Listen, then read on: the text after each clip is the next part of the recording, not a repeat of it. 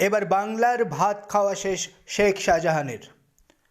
শেখ শাহজাহানের বাড়িতে রেশন দুর্নীতির তদন্তে গেলে ইডির কেন্দ্রীয় আধিকারিক অরবিন্দ ভারিয়ালের উপরে আক্রমণ করে শেখ শাহজাহানের অনুগামীরা। সেই ঘটনায় এবার শেখ শাহজাহানকে দিল্লি নিয়ে গিয়ে তদন্ত প্রক্রিয়া এগোতে চাইছে কেন্দ্রীয় ইডির আধিকারিকরা।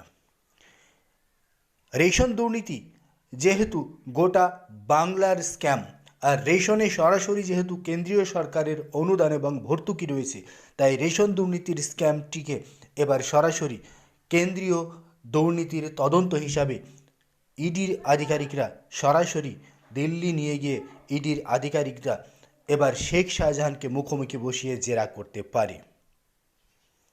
শেখ শাহজাহান সংক্রান্ত মামলায় দিল্লির ইডি আধিকারিকদের সঙ্গে কলকাতার ইডি আধিকারিকদের সঙ্গে একাধিক বৈঠক হয়।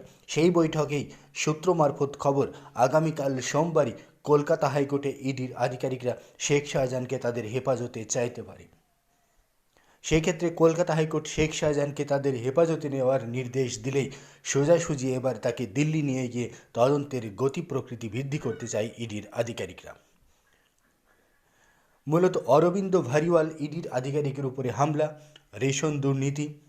রেশন দুর্নীতিতে যেহেতু বিপুল পরিমাণ টাকা আর্থিকভাবে নয়ছয় হয়েছে, তাই সমস্ত বিষয়টি খতিয়ে দেখতে সেই সঙ্গে ইডির আধিকারিকের উপরে হামলা এবং তাকে প্রাণনাশের চেষ্টা করার অভিযোগে সরাসরি কলকাতা হাইকোর্টের দ্বারস্থ হয়ে শেখ শাহজাহানকে সরাসরি তারা হেফাজতে নিয়ে দিল্লি যাওয়ার দাবি জানাতে চলেছে ইডির আইনজীবী, যা এই মুহূর্তের সবচেয়ে বড় খবর।